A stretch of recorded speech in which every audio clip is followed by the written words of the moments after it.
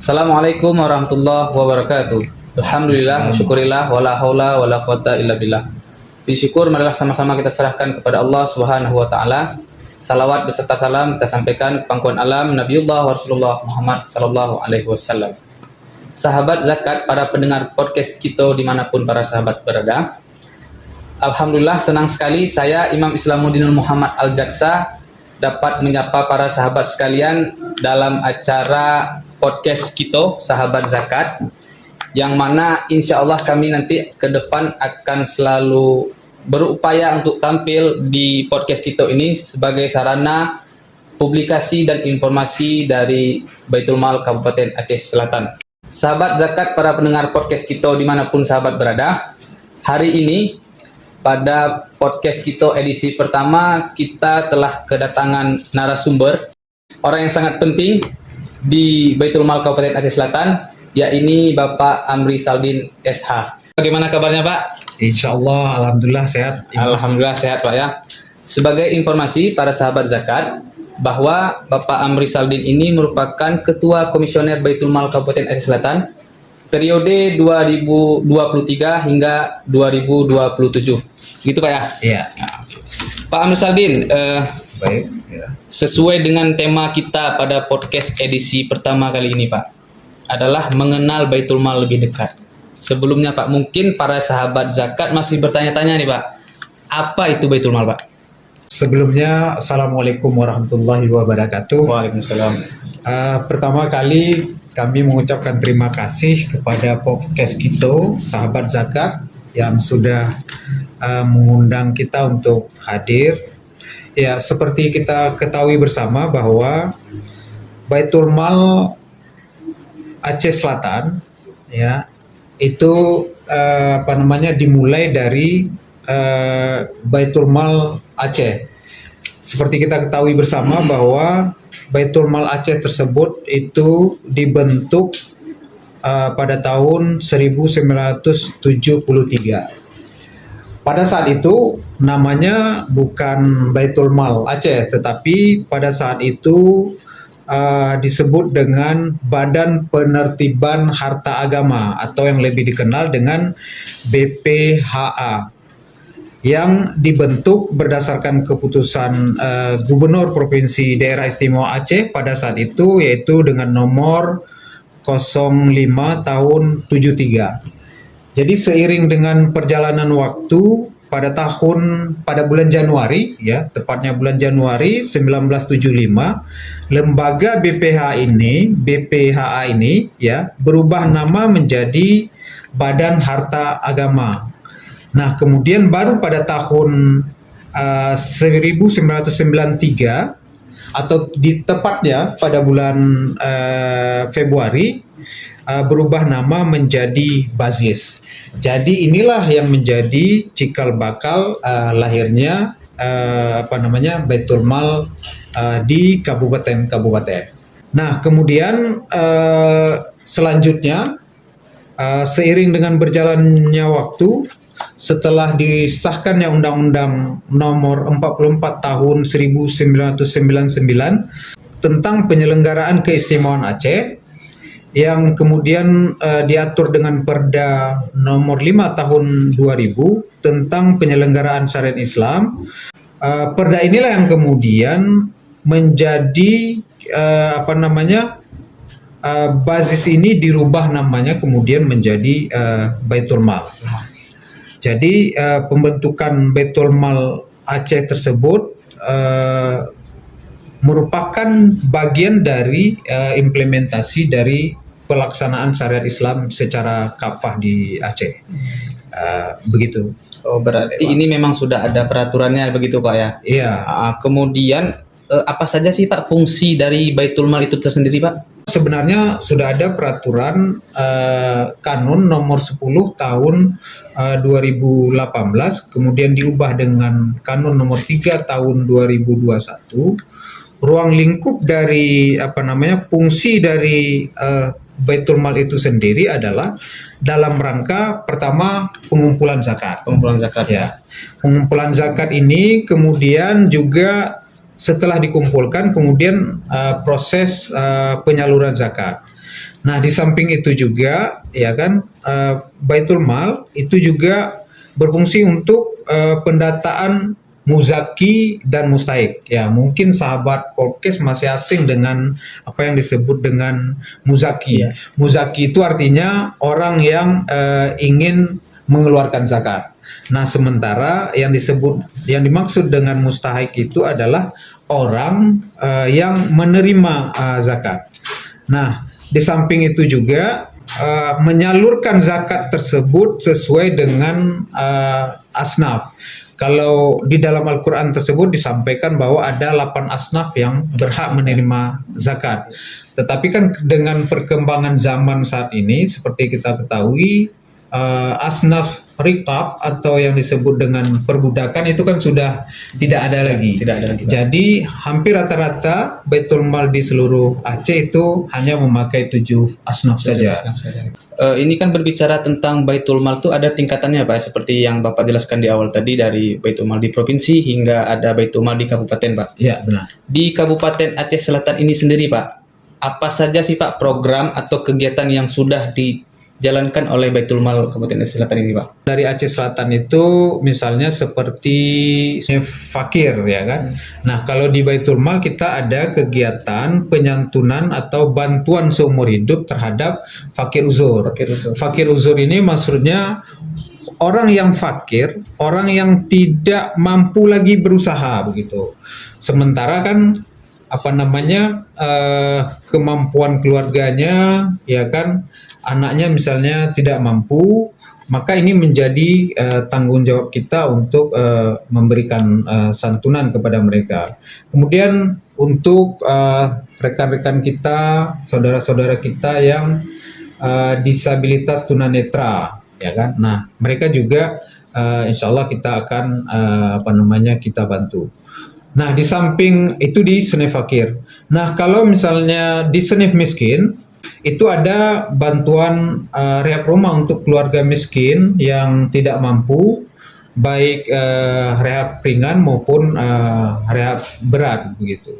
Nah, kemudian kita juga dalam mendukung program pemerintah untuk mengentaskan stunting, ya kan, ada bantuan MCK dan bantuan biaya pendamping penyakit kronis.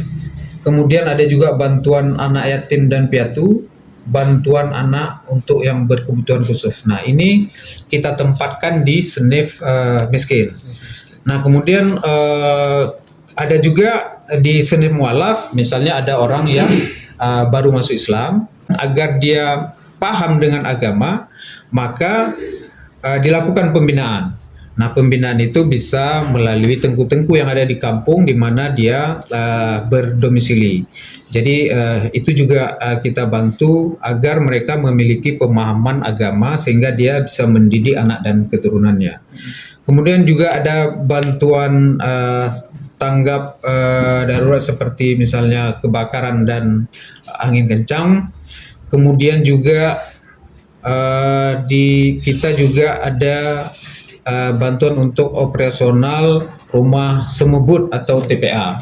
Jadi ini untuk memotivasi, ya kan, guru-guru agar tetap mau mendidik anak-anak kita sehingga tercipta generasi yang Qurani begitu. Biaya pendidikan siswa sekolah bagi yang kurang mampu dan berprestasi. Jadi dalam konteks ini yang kita bantu itu adalah mulai dari SD, min sampai dengan SMA sederajat lah begitu. Di tahun 2023 ini juga di dalam perubahan kita juga mencoba menganggarkan untuk mahasiswa yang baru kuliah ke luar negeri. Ini dalam rangka menciptakan kondisi agar kita tidak kehilangan generasi yang nanti akan berdampak pada kemajuan Aceh Selatan. Di tahun 2023 ini kita juga ada di senif miskin itu kita juga membantu janda yang memelihara anak yatim. Nah, janda yang memelihara anak yatim ini sebenarnya kalau kita lihat dari asnafnya, ya kan, nggak ada asnaf janda begitu, ya kan. Nah, tetapi karena dia janda memelihara, ada beban tanggung jawab memelihara anak miskin, anak-anak lagi, ya kan, kemudian kondisinya itu miskin, ya kan. Nah, maka kita menganggap ini penting untuk dibantu. Dan kita membantunya agar, ya kan, dia bisa mandiri dan dia bisa berusaha sehingga dari yang dari yang kondisinya saat ini menerima zakat, kita harapkan ke depan, ya kan, ketika dia usahanya itu berkembang, maka dia akan mampu memberikan zakat. Nah, selain program itu, ya kan, kita juga ada program yang disebut dengan program ekonomi produktif, agar tujuan kita itu seperti yang kita sampaikan tadi, ya kan. Kita bantu dia modal usaha, ya memang tidak banyak, 5 juta, ya kan.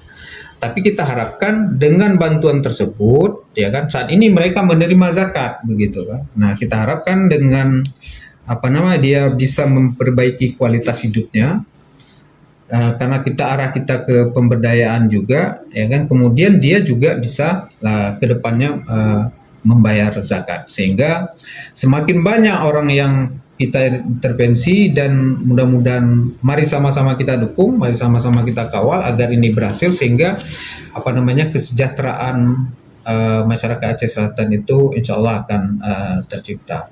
Karena kita berharap, ya kan, Baitul Mal ini mampu memberikan kontribusi terhadap tingkat kemiskinan di Aceh Selatan, bisa mengintervensi itu sehingga bisa menurun. Ternyata sahabat zakat di Baitul Mal Kabupaten Aceh Selatan ini sungguh banyak program yang telah dilaksanakan oleh Baitul Mal Kabupaten Aceh Selatan. Jadi kepada para sahabat zakat, jangan ragu-ragu dan jangan sungkan atau jangan pernah takut untuk berzakat, berinfak dan bersedekah di Baitul Mal Kabupaten Aceh Selatan. Karena dengan zakat dari Bapak Ibu sekalian itu nanti akan disalurkan ke senif-senif atau asnaf yang telah disampaikan oleh Bapak Amri Saldin tadi, begitu Pak ya? Oh iya. Kemudian target kedepannya ini bagaimana Pak dari Baitul Mal Kabupaten Aceh Selatan? Iya, target kita Baitul Mal ini kan adalah juga sebagai organisasi pemerintah daerah, ya kan, organ pemerintahan daerah, OPD ya, sebuah SKPK lah begitu kan. Nah, yang memiliki visi dan misi. Barangkali juga penting kami sampaikan di sini di dalam podcast ini, ya kan, visi misi kita ke depan atau yang menjadi target kita ke depan adalah menjadikan lembaga Baitul Mal ini sebagai amil yang amanah, transparan dan kredibel. Nah, kemudian juga seperti yang kita sampaikan tadi, target kita bahwa dengan adanya program-program dari Baitul Mal ini, kita harapkan bisa mengintervensi tingkat kemiskinan di Aceh. Makanya banyak program zakat kita yang kita upayakan itu berbentuk produktif gitu loh, bukan konsumtif, tapi tanpa meninggalkan konsumtif gitu loh. Karena seperti kita ketahui, ya kan, pada awalnya mainstream zakat itu konsumtif gitu.